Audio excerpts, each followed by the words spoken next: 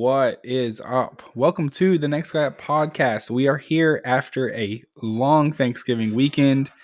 We are fat and happy, eating pretty good. Tins is back. Welcome. He's I'm back, back, baby.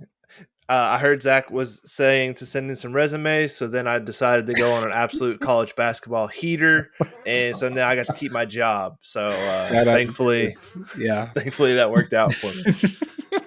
He showed that he was worthy. He knows ball for sure. Know some ball, know some round ball, know some football shaped ball. I'm honestly, this whole playoff situation is making it to where it's like extending the time before I can start really getting into basketball. Yeah, because You've been so if focused. Tennessee wasn't playoff bound, which they are, I would be converting all of my attention over towards basketball around this time. And now I'm like, I got 3 weeks to sit around, and what am I going to do? Yeah, Do I put all my energy into basketball and then just in 3 weeks turn it back to football, or do I just? Well, there's situation. A break.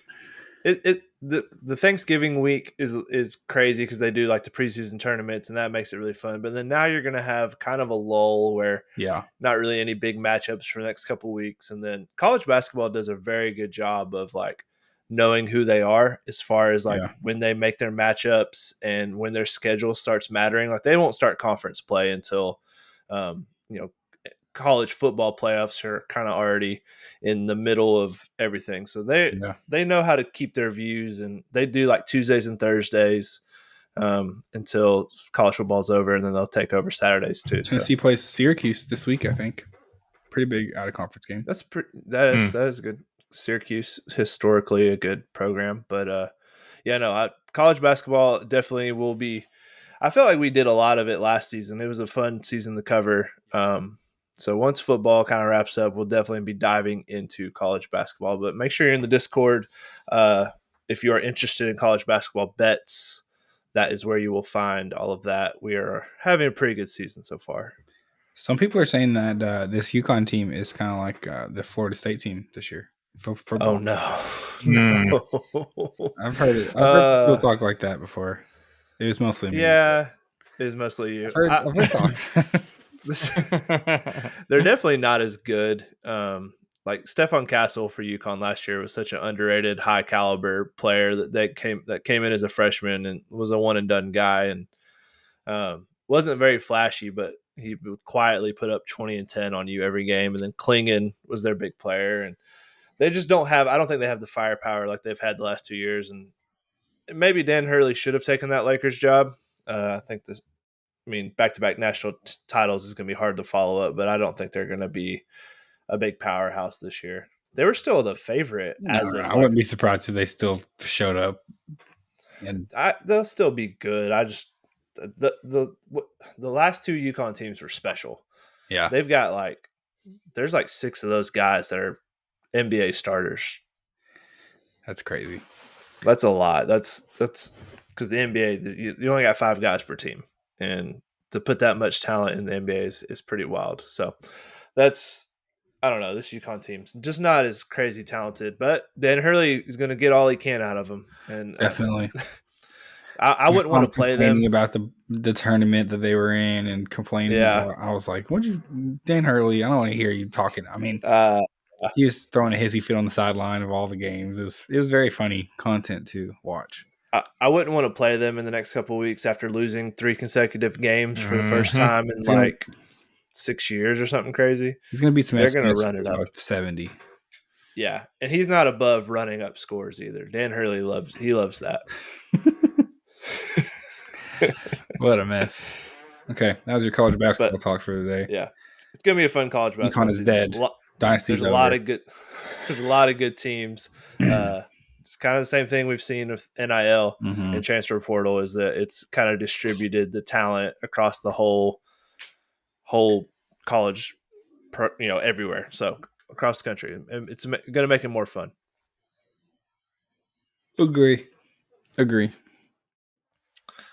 boys. Well, I have an announcement for everybody. Yes. Fat to Fast is back on. It's back, baby. Well, it's not left. I have a full update for everyone. I know that a lot of you guys have been asking about it. Not really, but I like to think you guys care still. No one's asking, but I'm going to tell you. So here's where I'm at. I had some thoughts, and so we started training for this so long ago, like many months ago, and we were going to do one. Hopefully, it was going to be before now, but here we are. I've signed up for a half marathon, December 14th. It's here in the Knoxville area. Here's the thing. Let's just do the whole rundown here. Let's tell a story. What's a rundown? Here's the problem, and here's my solution. Okay. The problem is I've been training for way too long, and you can't train for something for so long that you just you got to actually do it at some point, or you lose motivation to keep going. So that was number one. I kind of kicked the can pretty far down the road. Problem number two, I kicked the can all the way into the winter time, and now it's cold, and it's really dark in the mornings and really cold, and running is hard. Dark in the mornings, dark in the afternoons. It's just less. When it's so it's cold really hard out, to it get feels out good and to run eat. at 5 a.m. if it's going to be 38 degrees, and it's just less fun in the dark. So problem number three, the baby has been waking up earlier and earlier, and so it's harder and harder to get up in time to beat her up, and so that's been another issue for me. Issue number four, we've kicked it all the way past Thanksgiving. And so now I've ate so much last week, and it's horrible. How much running did you do? I ran today. We're getting there, Mason. There you We're go. Hey, there you go. And so all of these problems have come around. And now for the solution. Are you ready? Yep, ready. I thought of this analogy while I was running today. I like to think of myself as a Thanksgiving turkey. Mm-hmm. I've been cooking on 300 for 6 months. It's like you're getting it up to temp, you're getting it ready. Look, I ran 9 miles a couple weeks ago. I've run 10 miles. I mean, I ran 6 today, and I ran 6 I'm not all the way out of it. It's just been very slow going. And so I'm almost done, but I've been cooking on low. So here's what we're going to do for the last 2 weeks. We're going to crank it up. We're going to crank it all the way up. We're going to try and get the skin crispy. Are you turning that oven on broil? We're broiling it. We're cranking it up as far as it'll go. And so we have an official 2 weeks countdown to this half marathon. I'm not going to go crazy. So I don't want to burn the turkey, right? That's critical. I don't want to get injured. I don't want to hurt myself. I don't want to I don't want to, because I can't just start running 10 miles a day or whatever. It's not going to work. So we're not going to go nuts, but we're going to try and get some of our cardio back where it should be. We're going to do a little bit at a time, running at least 4 or 5 times a week, a couple miles, getting a couple longer ones, just get back in the groove of running some. We're going to be eating really healthy for the next 2 weeks. That's part of the solution. This is me. We're cutting like a boxer cuts before a weigh-in. I told the boys here, apparently the race I'm in. Let me know if you ever heard of this. There is a category called the Clydesdale, which I've looked it up. It's a thing apparently in the running community. Never heard of it. Like a handicap, I think, kind of. For fat people is what I gather. If you're over 200 pounds, you can register for the Clydesdale division, which I think they give out their own awards and stuff.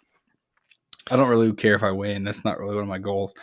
But I will be running in it regardless, because Since when as Americans are we saying 200 is equivalent to a Clydesdale horse? 200 pounds? and I'm getting compared to the big mighty horse that gets the I'm saying.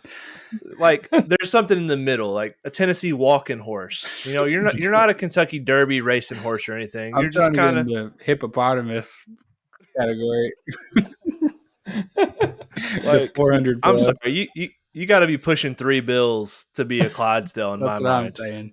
Yeah, 200 feels kind of crazy. I mean, I guess if you're comparing yourself to like real runners, then that's pretty big. But I guess if you're like very athletic and you like work out a bunch, you could have that much in muscle. I'm not going to win the Clydesdale division. I'm just going to tell everyone that.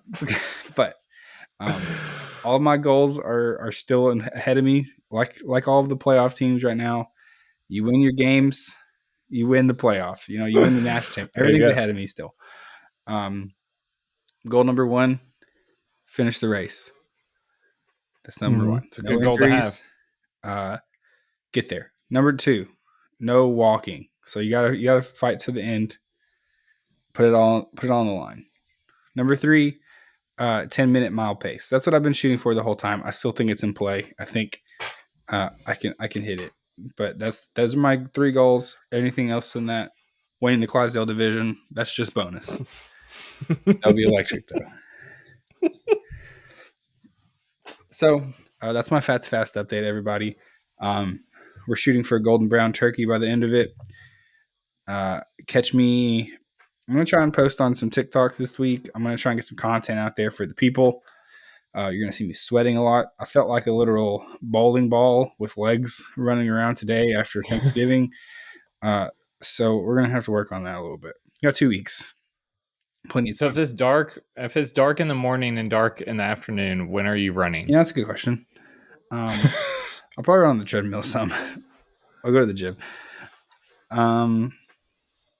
That's a good question. I don't know the answer to it.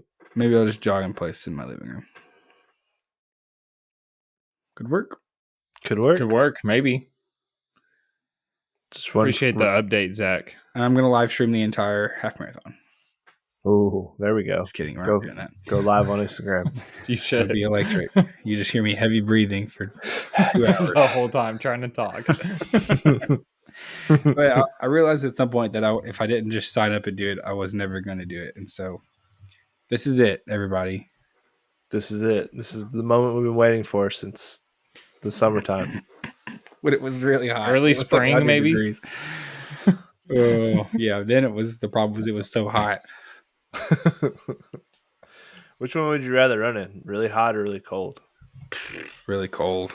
Really hot sucks so much. Mason may disagree with me, but you can bundle up a little bit. You can throw on like a jacket and some leggings, and you can run in the cold. But the hot is like 100 degrees running is just the worst experience. I don't know about doing 100 degrees, but I would probably take 80 over below like 10 degree or single digits. Well, single digits. Is that that's nobody's. I ain't like, running a single. Or even below freezing. I feel like my chest was hurting and like breathing's hard and my throat hurts. But I've done several turkey trots where that ends up at the very, and I get a really bad cough and my throat's hurting. Yeah. If it's between like 85 and like 40, I'm picking 40. Oh, I'll pick 40. Yeah. No, if it was like 85 and 20, I'd probably go 85. Yeah. Agree. Okay. I didn't know how cold we were talking. Of course, it has been in the 40s here, and it's chilly. I guess that's what you've been running. Yeah, once you get going, it's not a big deal. Not too bad. Okay, that's my Fat Fast, everybody. I'll keep you updated next week. I'll give you some updates. I'll be 20 pounds lighter a week from now. Oh, we're really cutting some weight. No water. Be sitting be like a episode of Ultimate Fighter back in the day for UFC. Zach's gonna be like in a sauna, wrapping up plastic trash bags. Yeah. Trying to cut 15 pounds in 24 hours. That would be electric. I'm trying to get to like 201 so I can get to Clydesdale. What if they weighed? What if they weighed every person that runs? The internet told me that they can weigh you potentially. I don't think they're gonna look. Anyone's gonna look at me and be like, I don't know if that guy's 200 or not. I think I'll be all right. I'll pass. He looks like a solid 195. But we better weigh this guy. It's like a 60-year-old getting carded. It's like it doesn't happen. It's a waste of time. That's where I'm at. That's funny. Well, do we want to talk college football? So where we're at 100%. Yeah, we've got. I heard you got some takes. I do for sure. I've got a lot of things to talk about. Yeah, it's a big weekend. It was a crazy weekend in football. Rivalry week went insane. Yes. Luckily, Tennessee dodged the bullet that was rivalry week this season. But a lot of teams did not dodge the bullet. Some teams like Ohio State took it right to the chest. Or Miami, who immediately died from their wounds. They're dead. They're cooked. They're done. Zach, are you taking a victory lap right now on Miami? Because you've called them frauds. I feel like all season. I feel like for the past 7 months you've been calling them frauds. Here's the problem: is I did have a bet that on Miami that lost. Big bummer. Mm-hmm. But secondly, this is a 4-loss team we're talking about. We shouldn't even be talking about them. They should have lost to Virginia Tech, who was like a 6-6 team or whatever. Lost to Vandy. This team is not that good. Shout out to Cam Ward, who will play in the NFL. He's going to be good. He carried this team just like Jayden Daniels carried LSU, like Caleb Williams carried USC last year. They're just. Tim's made a face right when you said he will be good. I know I said I was going to stop giving, I think rookie quarterback X will be good and quarterback B will be bad. I said I was going to stop doing that. I can't. Cam Ward is not going to be good in the NFL. His face said it all right when be good in the NFL. I said he was going to be playing in the NFL next season. I heard good. You said he'll be good. Did I say good in the NFL? Yeah. Okay. Well, maybe he could be. He's not going to. I was just saying. Tens, I thought that was your boy. He carried his team the same way they did last year. You don't think Cam Ward's gonna be good? No. Why not? I don't. He does too much in the pocket, running around. That doesn't work in the NFL. Ask Caleb Williams. He does not have the arm talent that Caleb Williams has to be able to do that. Caleb can get away with a little bit more because he does have a very good arm. He can make every throw. Cam Ward does not. I think you can argue that Caleb Williams has not gotten away with it. He has and he hasn't. I mean, he's had good games. Yeah. I think Cam. I think Caleb Williams is gonna be fine in the NFL. Yeah. If the Bears do the right thing and put a good coaching staff around him, which I don't trust in because they're a bad franchise. Speaking from experience, I know what bad franchises look like. I don't think Cam Ward is. I don't know where he's going to land. That's going to be like. I don't really like any of these quarterbacks in this draft class, honestly. You don't like Shedeur? Other than Shedeur Sanders, he's the only one that I think is going to be good. And by good, I mean I think he ends up like a Tua level quarterback, which is fine. Tua's a good quarterback. 12 concussions. No, just I think he can be like a top 16, top half of the league quarterback. Tens, you want to do some concussion talk? I could do some concussion talk about some guys who should be kicked out of the league. This is not his first offense. This guy, former Titan, Shakir Al-Bleer, I don't even know his name. I can't even try to pronounce it. Dirty hit.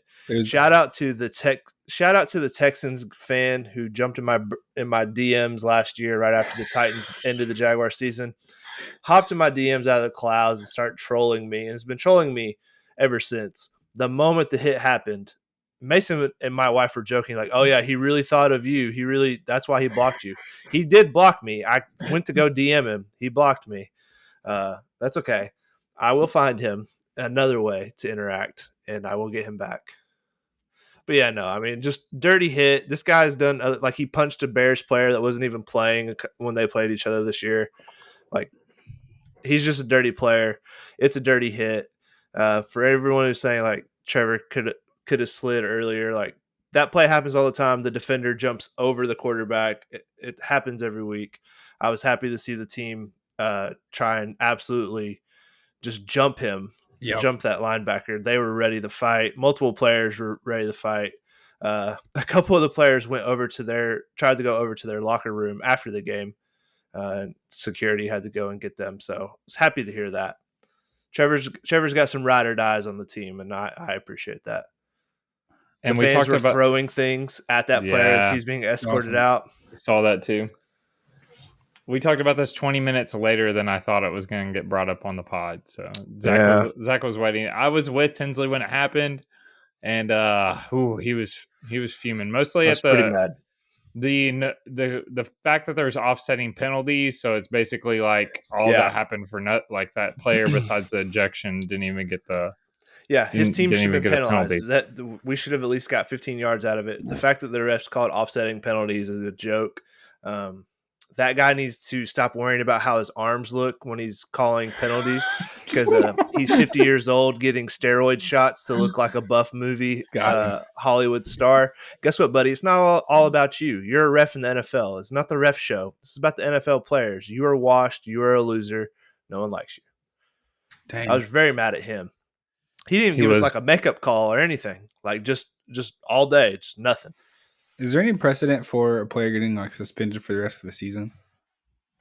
I mean, he's like that. Done multiple things where he's got a bunch of dirty hits. This is not his first targeting of the year either. I think the NFL will crack down on it because this is exactly the play the NFL does not want anymore.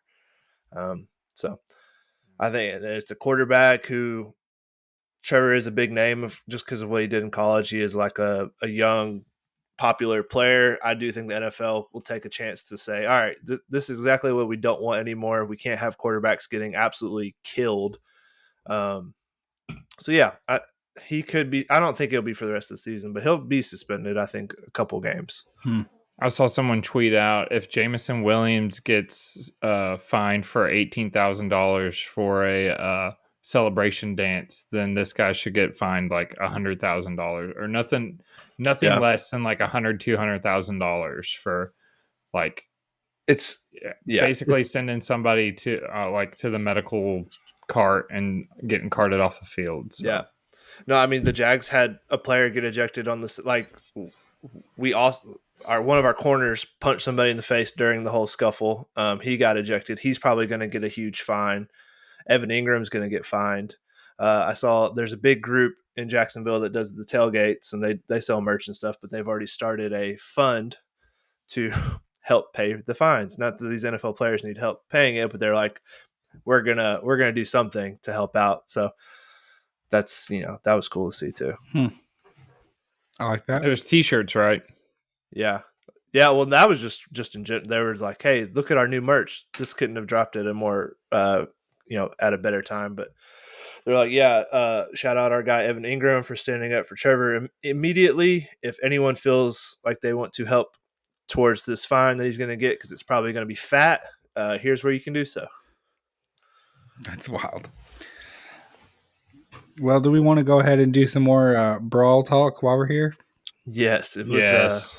There's brawls all across football this weekend. I saw a list of like 12 teams that were all had like on-field incidents. Insane. It was that was the funniest tweet from the Jaguar thing happening today. Was someone was like, the Texans and Jags heard it was rivalry weekend and they carried over from Saturday. They saw what happened. Everybody's fighting. They decided to carry it on because it was everywhere. Yeah, Florida State. Ohio State, Michigan kind of kicked off the party. Yeah. Mm-hmm. There were multiple incidents. I think Arizona had one. Mm-hmm. We're talking about away teams going and planting flags midfield. Kind of this trend Baker Mayfield kind of started. Shout out to that guy. Always causing some chaos, old Baker Mayfield. Yeah, I've got a take.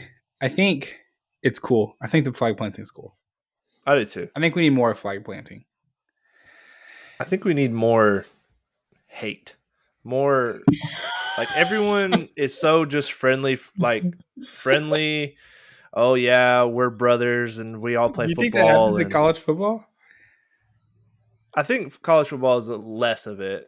maybe this is more about like NFL. Everybody's just so buddy. NBA, everybody's best friends. NBA is everyone's best friends. Yeah, I like that. In like college, really does have rivalries where it's like, no, I want to beat that team, and it means a lot to the. I don't know. It's something different about it. So I like it. I like there being some hate and some anger and some passion in football. It says more hate in the world is what we need. Just on the football field. I think there has to be some rules around it. I got a rule too. I think it's got to be. It's only allowed for like rivalry week, and and it's only teams that play every year, so you have to be. Because I think it only works like if you plant a flag.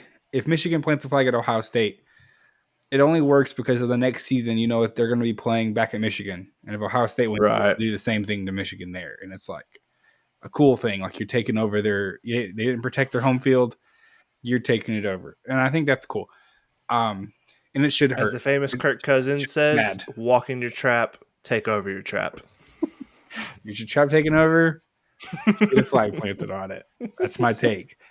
I don't know. I think it's kind of fun. It sucks if you get it done to you, but you didn't.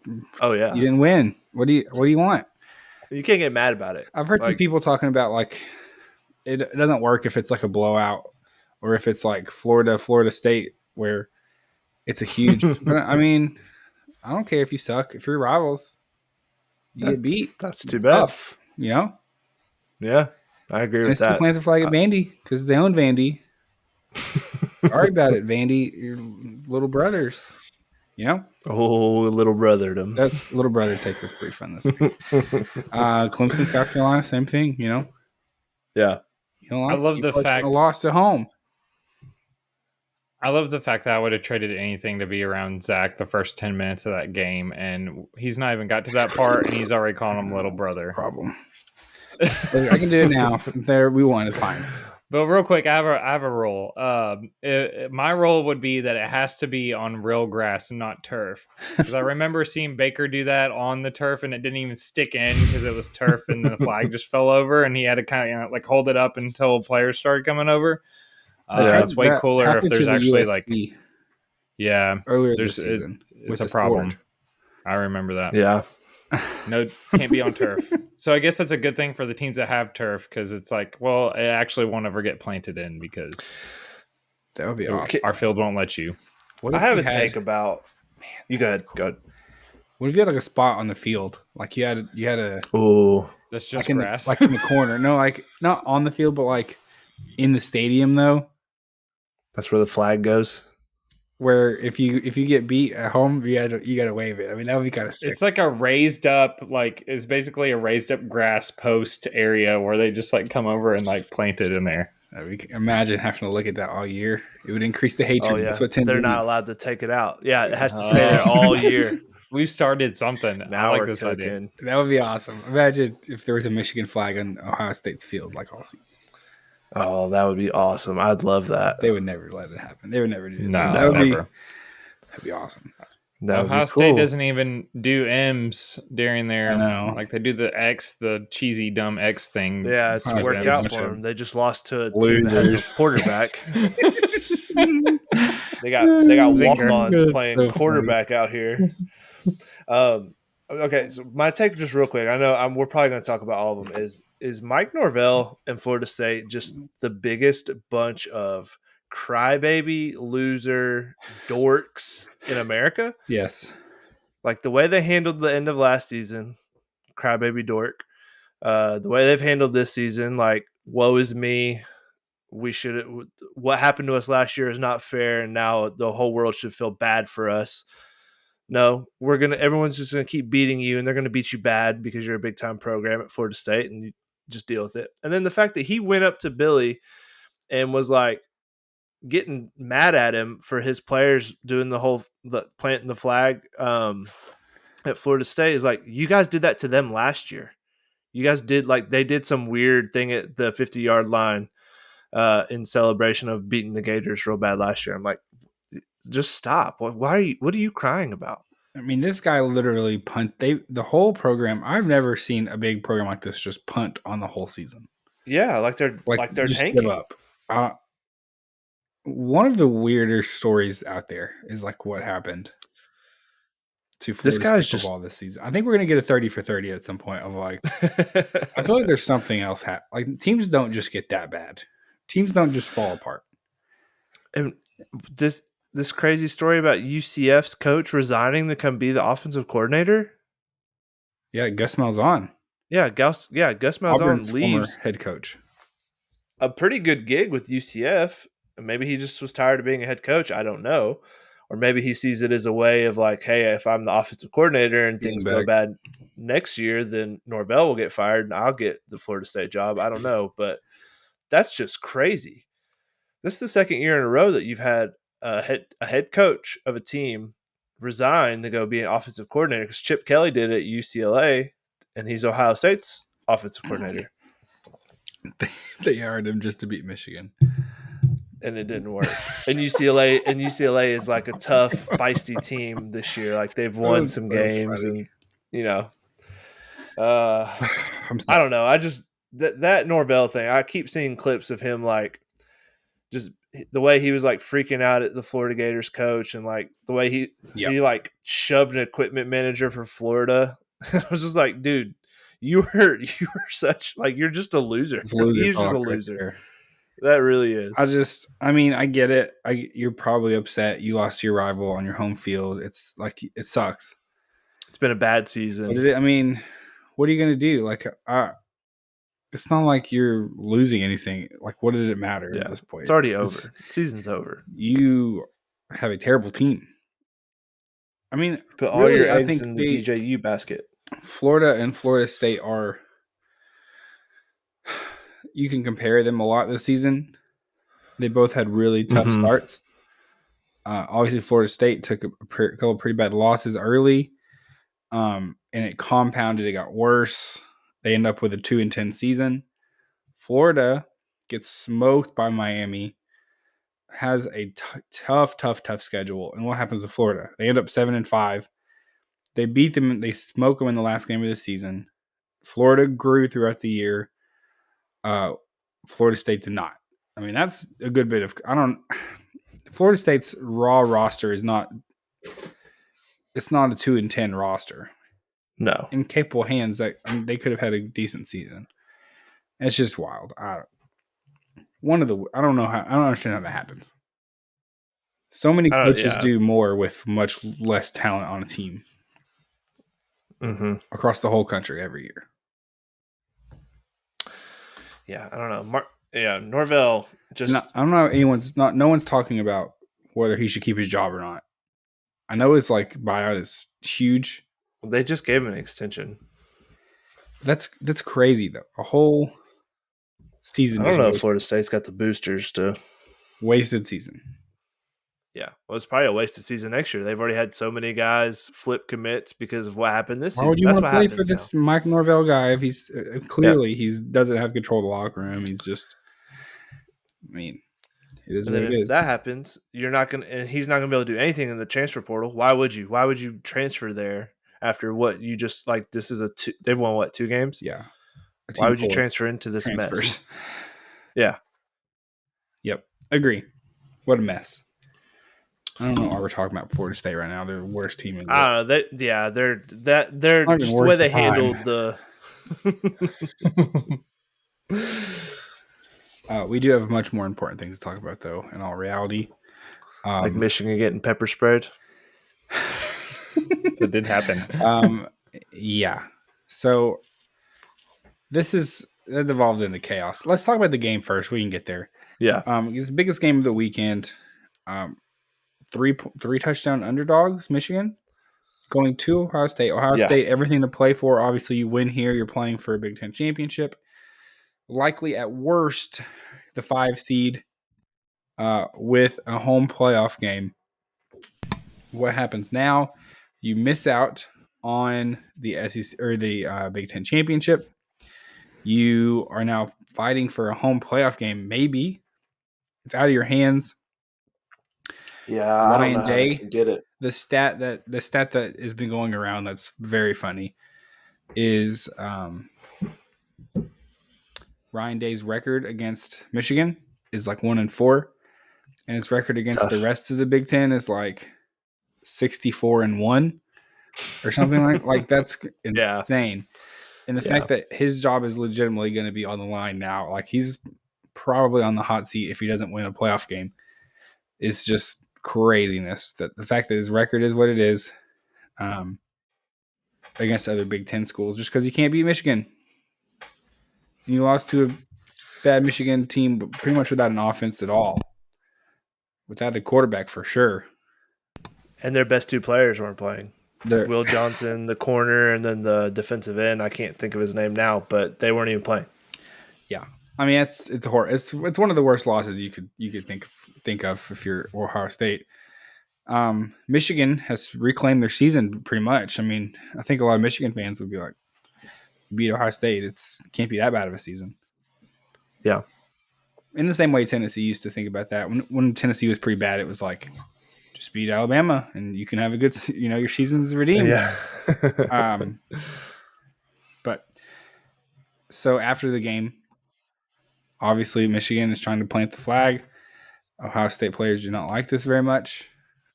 It becomes a brawl, like a full out, knockdown, drag out pretty fast. They are like the whole teams. And everyone's not a football fight where everyone's just kind of pushing and shoving. Yeah, people real. Without helmets are punching each other in the face. There were 55 police officers, is what I heard, that basically formed a human line to separate the teams. There was pepper spray. Mm-hmm. Mm. Some people have said it's only for Michigan players. I don't know. That's the rumor. Wild scene, though, at the end of that one. Ryan Day seemingly just was like, yeah, whatever. Which is pretty bad look for old Ryan. He's literally just standing there, like, asking random players that were walking away, like, what happened? What's going on? It's like, dude, this is crazy. Could you look like less of, like, I don't know. He's a dweeb, too. Him and Mike Norvell could start we're the Dweebosaurus Rex Club. Let's make State t-shirts. Obviously went out. We just mentioned it. Got a new offensive coordinator. They went out they got Malik Neighbors. They went out and tried to. Nope, that's not right. Who am I thinking of? Sorry. No, you're good. What is his? The corner is. The corner? Malik Neighbors is on the Giants. Ohio State went and got the wide receiver. They got the wide receiver from Georgia, right? Shoot, yes. What is his name? I'm sorry. I think his last name's like Williams or something. While Zag's figuring that out, have you guys been pepper sprayed? No. I've been pepper sprayed. Yeah, me and my brother did it for fun. Pepper spray, tase each other for fun. Ohio State also they went and they ran out the quarterback from last year, McCord. Kind of putting like the blame on him, like, this isn't the level of quarterbacking we need at Ohio State, and they went and got Will Howard out of the transfer portal, which I said in the summer, I said he's not he's not an upgrade. I don't know why we're all freaking out. I'm trying to think of this receiver's name while I'm talking about Will Howard, and I can't think of his name because they have the freshman. It's not him. He's very good, but I know the other guy that you're talking about. But they're littered with 5 stars and huge transfer guys. I'll eventually. And you still can't beat a Michigan team that's like, this is the year that you should be able to just beat up on Michigan and get some little bit of payback for what they've been doing to you the last couple of years. Okay, sorry, it is safety. Caleb Downs is who I was thinking of. Okay. I think that's from Georgia. Gotcha. I thought they had a big receiver transfer too. They probably do. Just not that level. It's from Alabama. I'm so stupid. Speaking of experience, though, don't stand up in the shower and wash the pepper spray because then it just goes down your body and burns your body. You want to stick your face in the sink and do the splash method. Yeah. Or you could just not pepper spray yourself. All the way down your body. Yeah. Huh? Yeah, you could do that too, but if you ever, found yourself in a predicament, if you're trying to plant your flag on the field of an opposing team and you get pepper sprayed, don't go stand in the shower and rinse it off because that's a bad idea. Speaking of experience. I think my my planting of flags on football field days are probably over. I don't think I have to worry about that too much. Well, now that you have a son, maybe he can do that one day. True. I will. Yeah, I'll make sure and tell him that when he plants the flag on Ohio State to not get pepper sprayed. Just joking. He's not going to be a Big Ten kid. He's SEC only. Well, he can still plant the flag on like Vandy or something. Their little brother. You can't plant the flag on them. Also, they have turf. Man, okay. Speaking of, real quick, did anybody else think that the camera angles and the views, the camera guys, it was like their first day working there? Or was it just we noticed that when we were watching that game? We're like, what kind of view is this? What kind of? It was just all. Anyways, they are a little brother. Speaking of that, this is my topic. Have you guys watched? I saw this on Twitter, and I'm not actually watched it yet. So I hope this wasn't like fake. Oh no. Oh gosh, when he starts out something like that, you know it's got to be good. Have you guys seen the like Madden view on Amazon? This is new. Yeah. Okay, that's pretty cool. It is pretty cool. It's hard. I can only watch it just for a little bit because I'm like, all right, this is too much. It's one of those things where if they're making a pass, you can only see like the quarterback. If it's a run or something, it's like better to watch. I've tried watching it. They actually had to do it for golly tins. Do you remember there's a really bad fog game at NFL and they had to do that for the whole game, and I was like, I can't, because they couldn't when they had it that far away, you literally couldn't see anything, so they had to do the Seahawks or something were involved. I remember their dumb helmets for some reason in that game. Could be. Your stupid helmets. Your stupid fake birds, not even a real creature. Got them. Zinger. It's true. Well, there's not a Seahawk. That's not a thing. We did talk about that. I know I should try to watch that. I've not seen it. Is on Amazon Prime for Thursday night games. Yeah. When Kirk Herbstreit does his 8th game of the week. Get that guy out of here.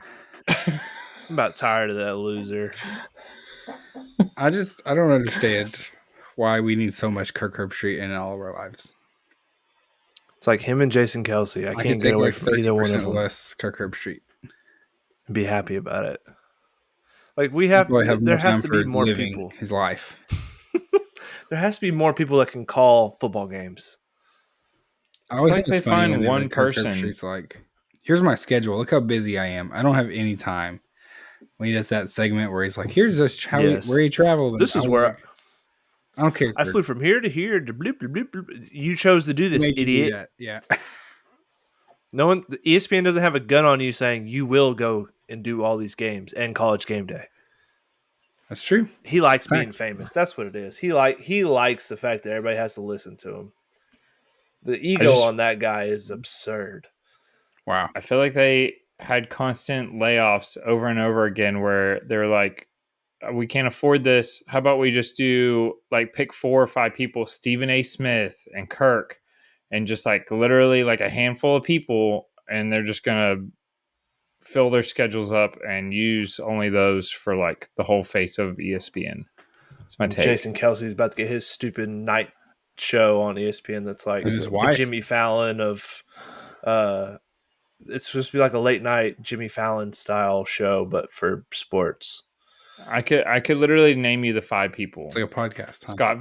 Scott Van Pelt, Jason Kelsey, Pat McAfee, Kirk Herbstreit, and Stephen A. Smith. That's all they need. That's all. That's what they think. That's all they need. That's not who I think they need, but that's who they decided to just pay tons of money to. So there you go. How did we get on this topic again? Speaking of something really random, so I'm drinking a brisk iced lemon tea, right?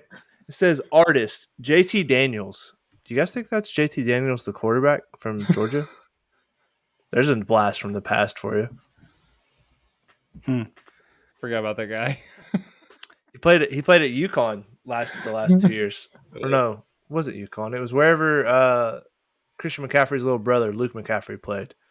They broke some college football record for most passing and receiving yards together. Fun fact. There's your fun fact of the day. But I just looked over and it said artist JT Daniels, and I just started thinking about JT Daniels and how he's the most random person. He was like the starter, like the one who started this whole quarterbacks were in the college football for like 8 years. It felt like they played for like 4 different teams. Him and Bo Nix. It's like, why is this guy still in college football? And maybe this isn't even the right. Maybe I'm incorrect, but I thought AJ McCarron was the first for me. I felt like he was just in the he NFL was just forever. It wasn't that long on Alabama's. He was just a starter for like 2 or 3 years. Okay, it felt way longer than that. It's because AJ McCarron is for real. And McElroy is because Alabama had like a stretch of like 4 dudes that were all the same guy, all the same 6'2", really slow, kind of like husky white guy. Like that was their quarterback. It was like Mac Jones, McElroy, AJ McCarron. Maybe I just like got them all mixed up. They're just all the same guy, just different names. Yeah, I got some info for you. Oh, yes. JT Daniels. Mm-hmm. Let's go through his career. Let's do it. Bet this wasn't on anybody's bingo card for tonight's episode. It wasn't on mine. Playoffs are looming. Conference champions. Okay. He played for USC from 2018 to 2019. Mm-hmm. Transferred to Georgia for 2020, 2021. Won a national championship as a backup. Stetson Bennett. Went to West Virginia. 2022. Oh, he did go to West Virginia. And then he played for Rice in 2023. Guess what he's doing now? He's an artist for Brisk Tea.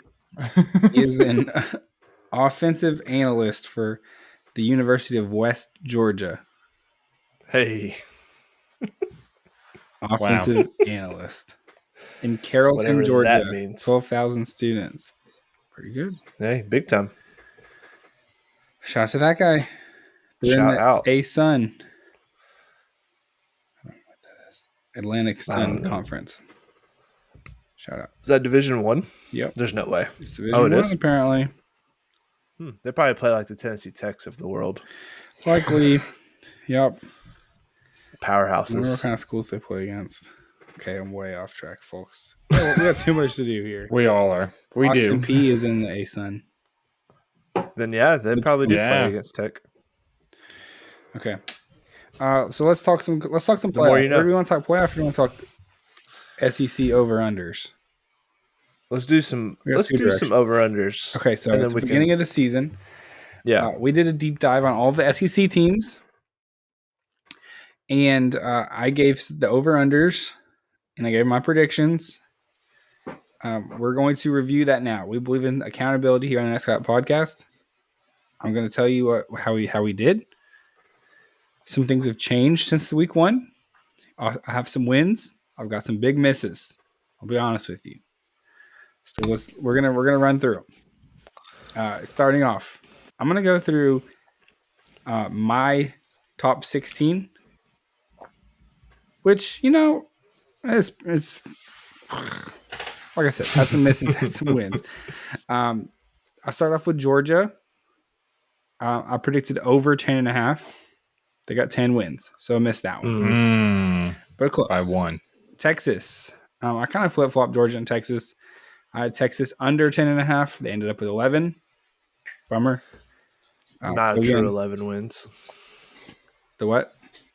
Not true. They didn't earn that with their weak schedule. Yeah, I didn't expect Oklahoma to be garbage. I thought, they would have a little bit more on their schedule. Next up at Ole Miss, over 9.5. They only got 9. Frauds. My top 4 were tough. And then Missouri, over 9.5. Exactly 9 again. The hooks. So, the hooks got me on all 4 of those. That just shows how sharp the books were. Like they were on it. It was literally one. Yeah, it was one off. I'm gonna see a couple they were not on. Oh, Zach Next got up, him. Tennessee, over 8.5. Cashed it with 10. I actually predicted that one right at 10. So shout out to me. Next up, Bama, under 9.5. Got it. They only had 9 wins. Nice. LSU, under 9. Got that one. And A&M under 8.5. Got that one as well. Only 8. So those are all pretty close. Those are all very close to their win totals. This is where it starts getting weird here after that. The bottom 8 were all over the place. The top 8 were very close. Auburn, over 7.5. They only had 5. Tough. Oklahoma, under 7.5. Hit that one. They had 6. So I accurately predicted Oklahoma with some frauds with a tough schedule. Kentucky, they had 4 wins this season. I said over 6.5. Whew. Tough. That was one of my bigger misses. South Carolina, my biggest miss. They had 9 wins. I took under 5.5. So yeah, 5.5 to 9. That's a huge jump. We're going to talk some South Carolina here in a second because they deserve some talking. Next, we're going to click these last 4. Some overachievers and some underachievers. I took over 4.5 for Arkansas. They got 6. Hit that one. Thank you to Tennessee for that. Over. Florida. I took under 4.5. They got 7 wins. Shout out to Florida. Mississippi State. Got some upsets in there. Under 4.5. That one hit. They only had 2 wins. Poor Mississippi State. Garbage. Lastly, Vandy. Over under 2.5. Got it. 6 wins for Vandy. Pretty good. You cashed that in the first month. I went 8-8 on the over-unders. Like I said, I was a couple games away from going. I could have been much better. I got caught on the hook on a lot of those games, but 500. It's not a loss. Some of those are plus money too. So if practically we were doing betting wise. Yeah, we'll take it. Okay. 2 things. Yep. Top 5 Zach quote. Shout out to me. And then the second thing is shout out to Zach for having accountability, because half the time my futures are I just point out the ones that I hit. And I just hope that everybody forgot what I said in September of my losses. So about Christian Kirk, potentially Kirk, Russell Wilson. Russell Wilson possibly the funniest one. He threw for 400 yards today, yes, Mason. he did. He You threw were for in like danger. 257 yards at half, Zach. Oh my gosh. I literally said multiple times during the pod that cashed. What a disaster. I'm an idiot. What else? Russell Wilson. Victory lap. I will take watching a the victory lap TikTok because right now. I just got all these other stats underneath of it too. Yeah, Jaden Daniels, you cooked right here. I really did. But listen, I just said that I don't have accountability. You know what? I do, because I just talked about all my losses. Will Tinsley brought them up, but I'm talking about them right now. So there we go. Attaboy. But yeah, 2 things. Shout out to Zach. Shout out to me. He says. Shout out to me. I need to go find all mine because I know I got some losers to point out. You win some, you lose some. That is what it is. Like Miami to win the ACC. Freaking tool bags. Zach was rooting against that one. I was not rooting against it. He was rooting against it while also having it in a bet slip. Zach says that, but every single time we brought Miami, he just trashed on him. I was like, didn't you bet on? I hate those. I was like, didn't you bet on them? Why'd you bet on them? Because I trusted Tins more than my heart. Well, they should have. Those idiots. The ACC refs bailed them out all year. They couldn't get it one more time. They certainly did. Okay, everybody. We got to do some playoff talk before we get out of here today. Because we've got a lot to cover. Playoffs are among us, everybody. They're here. Almost. Some teams punched their ticket as far as most people are concerned. Some teams fell out. I've got a couple of takes here, everybody. We're not going to do a full breakthrough. Once the ratings are released, we can do some more. I've got a couple things. Number 1, if you're a person advocating for Miami to make the playoffs, you can just get all the way out of my face. This All the way. Miami team. Block themselves off your feed. There are people that are just like, Miami could make the playoffs still, or they're right on the edge. I was like, Miami's nowhere near the edge. They fell off a cliff. Their schedule was easy. They have struggled through the whole thing. They are not a very good football team. They should not even be in the conversation anymore. Clemson, same. If they lose to SMU, I don't want to hear Clemson brought up again. Number 2. Agreed. I think that 11 of the 12 playoff spots have been accounted for, as far as I'm concerned. A lock, he says.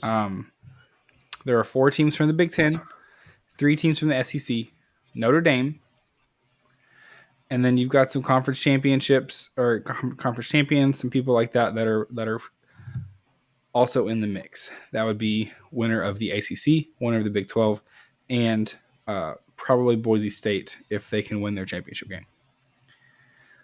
What does this leave us with, everyone? This leaves us with one spot. If SMU wins the ACC championship, I think this slot is open for grabs. I think there are 3 teams competing for it. These 3 teams are all from the Southeastern Conference. That would be Alabama, South Carolina, and Ole Miss. And this is going to be the conversation you're going to hear. Which of these 3 teams are more deserving of that final spot? They're all 3 losses. They have looked totally up and down. These are like hot and cold teams as far as I'm concerned. This conversation is getting very interesting all of a sudden.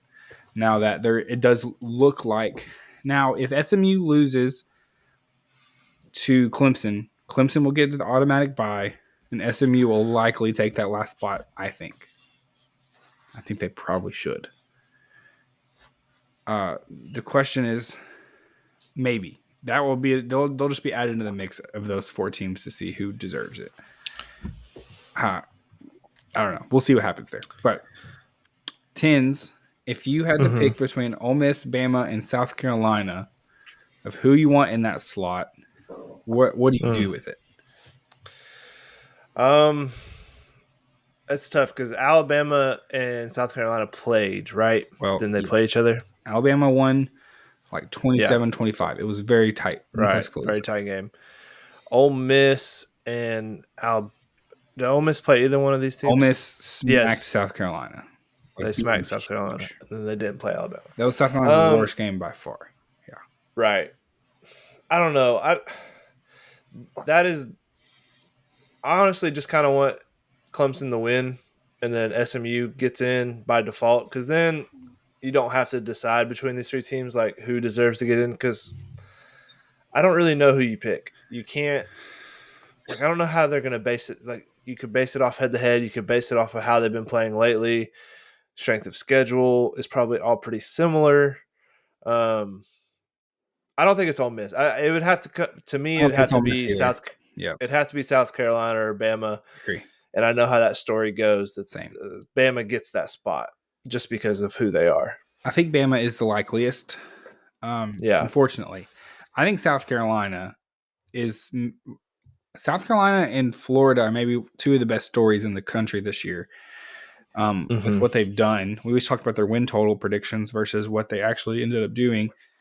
Over under 5.5 wins. They get 9 wins. Defense looks great. Lenore Sellers has become kind of a star over the course of the season.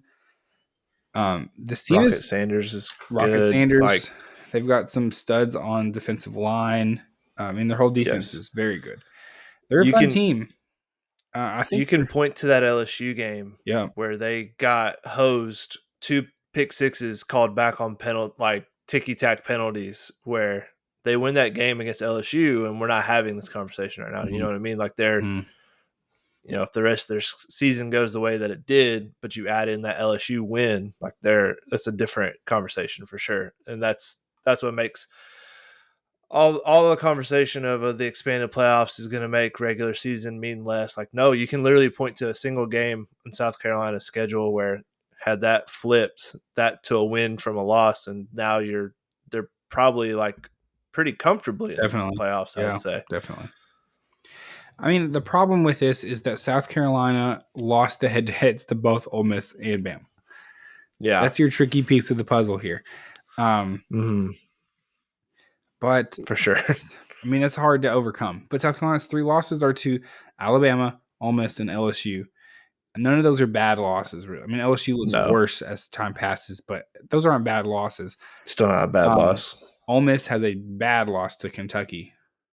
And Bama lost to Vandy and Oklahoma. Those are bad losses. Those are bad losses. Vandy was a fun story for a minute, but they're not. They still only won 6 games this season. Right, which is good for them. That's an improvement. Like, that's whatever, definitely. But it's definitely not.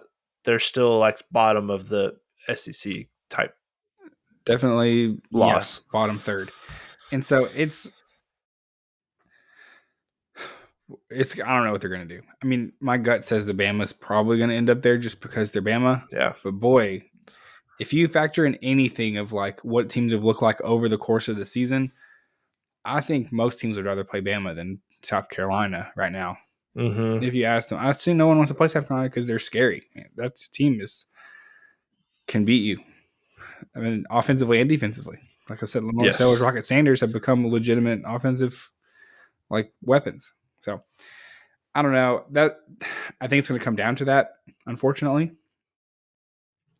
I've got 2 more storylines that we can watch here in the playoffs, and as we watch what unfolds on Tuesday night. This one is obviously pertinent to Tennessee, and where I'm looking at is the last home playoff game. It seems like, or maybe the bigger picture is, what is the committee going to do with teams that lose their conference championship games? Will they get penalized at all? Maybe not kicked out. Will they get moved up and down based on their performance in the conference championship game? I don't know. Obviously, you'll move up if you win to a bye, but will you get dropped if you have a poor performance, especially in the Big Ten and SEC championship games? I don't know what's going to happen there. But it's going to have some pretty big implications now that Ohio State's lost. We see the AP poll came out today. Tennessee, Georgia, Ohio State are kind of clumped up right there on that line of who is going to get a home playoff game. And I think in this playoffs, with the weather, with home crowd, it's going to make a huge difference in what happens in that first round. And so something to watch. You feel like Notre Dame's locked up one of those slots. You feel like one's going to go to the loser of the Big Ten championship. You feel like one's going to go to the loser of the SEC championship. And so it feels like there's one more up for grabs, depending on what happens. The last storyline that I think is going to be a real storyline that comes to be is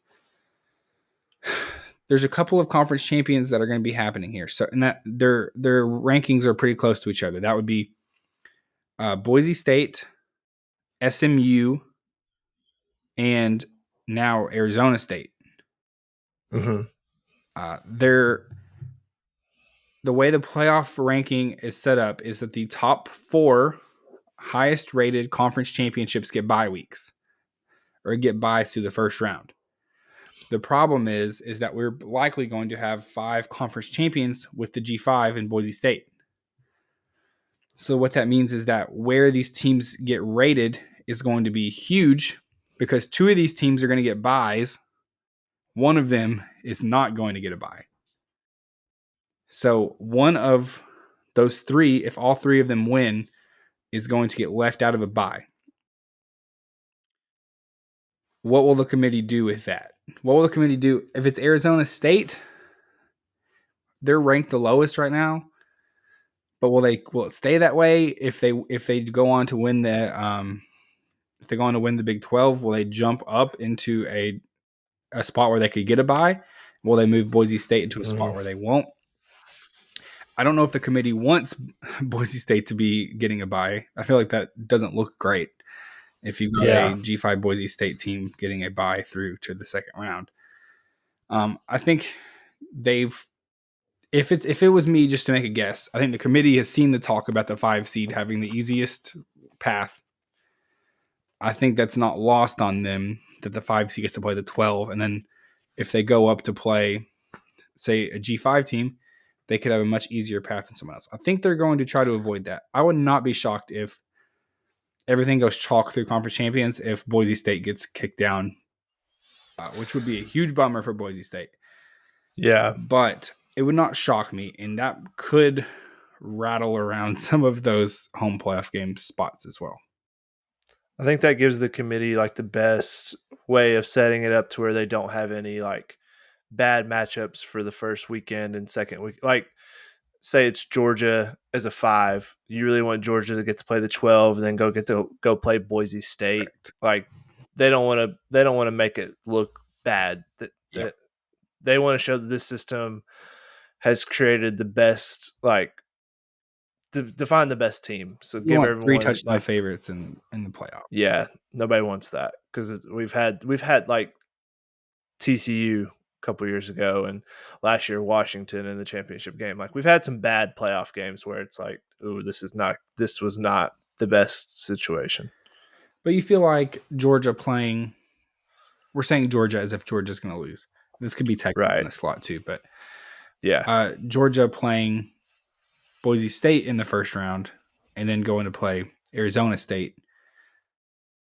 It at least feels, I mean, that's still not great, but it feels better. Yeah, I think than it being the other way around. I don't know. Yeah.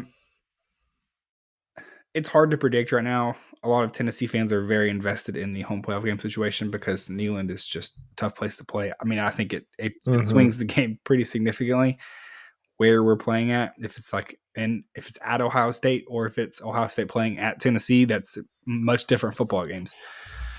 And so it's going to be, there's a lot at stake there for sure. But interesting. I don't know. I think a Tennessee Ohio State matchup would be very fun. I think so. I think that's the most fun and best case like scenario for a first round game. That's like of the possibilities happening. Yeah, I guess just like looking at it, because I do think they'll avoid like any SEC versus SEC first round, Big Ten as well. I don't know, that Ohio State loss just kind of throws a wrench in all their plans. It really. Indiana has to be moved up. Ohio State can't host a game. You know they wanted Ohio State to host a game. Probably. I think Penn State ends up at the 5 now. Honestly, in my opinion, if they lose Penn State, the Big Ten championship game, yeah, probably. It depends on how that goes. Penn State at 5. Can Notre Dame have the 6 or isn't? Right, they can have the 6. I think they could definitely have the 6. I mean, it could go anywhere. I think common thought so far has been the loser of the Big Ten. We get the 5 spot. That's when it was Ohio State, and now it's not. It's Penn State, who has much more questions than an Ohio State team does. That's true. It depends on how those. That's the question of like, are they going to if Penn State loses by 3 touchdowns? Are they going to drop them? I don't know. I don't know what they're going to do with that. Yeah, truly. I don't know how they'll punish the if it's like conference championship on merit loser, or if it's on we want to find the best games and make those happen. This is my very last playoff take. I think there are going to be some teams that get a bye who are going to, especially athletic directors who are going to be super jealous of teams that get to host a home playoff game. One, I think it's going to be a spectacle. No matter if it's at any of these places, these environments are going to be off the wall. Just insane. Postseason games played at home is something that is brand new to college football. And it is going to be electric. Whether it's at Ohio State or Penn State, Notre Dame, Tennessee, like wherever these games get hosted, it's going to be awesome. And I think that some teams are going to get bummed that they're having to sit at home and watch these and not get to host their own, because I think it's going to be fun. Secondly, Do you know how much like money is going to be generated by these programs by having an extra home game? I mean, these home games pay for the whole football program basically, and you're getting an extra added one. Like you're adding an extra 15% or 10% of games to your schedule.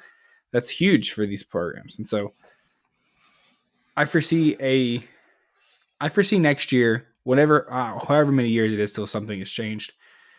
I think this whole bye thing is going to go away because teams, it's going to be awesome to play at home. If the 4 teams that get to do it, that's going to be a pretty cool experience. That it's not the same as going and playing at the Fiesta Bowl or whatever. Yeah, it's just kind of lame comparison. That's my playoff takes. I'll have more on Thursday after we kind of have a better picture of where everyone's going to land. But I think where Ohio State lands is going to be the big key in understanding what the playoff committee thinks. It's going to be big. My last playoff prediction is it's duck season. Quack, quack. Get your futures in now while you can. What are the odds? It's probably I was going to ask the same thing. Plus 350 might be ducks, and it might be time to parlay a duck and a lion doing something together. Maybe a duck and a Buffalo Bill. What are they doing? Winning it all. Okay. Did you say Lions and the Bills are winning it all together? Maybe you just do both. You can have multiple futures. I got enough units. Not after today, actually. McCaffrey got hurt. I'm cooked. Josh Allen just threw a touchdown to himself, so that's double points. So no, it's not. Josh, he threw it points for both. He threw it to Amari Cooper. Amari Cooper lateraled it back to him. Yeah, he's pretty. So shout out to Josh, because if he didn't leave J.K. Dobbins in his lineup on the IR slot and put in Najee Harris, me and Zach would be playing for a playoff spot next week. Could be. This game's not over yet. Yeah, I still need 21 more points out of Josh. The game's almost over, so we all took Jordan Mason anytime touchdown. The other backup scored just now. Oh, no, he did really? Yeah. Did you not hear me say I'm going to also sprinkle him? Yeah, he also scored one. Oh, I didn't take that with you. Dang it. Okay. Is this a pod, everybody? We're over here talking about backs. All right. Thank you, everybody, for listening to this week's episode. We hope you have a great week. Don't forget, get on the Discord. Tinsley is cooking up some picks, basketball specifically, all forms of ball we talked about earlier. But we appreciate you guys tuning in on it. And we appreciate you guys. You guys have a great rest of the week, and we'll catch you on Thursday.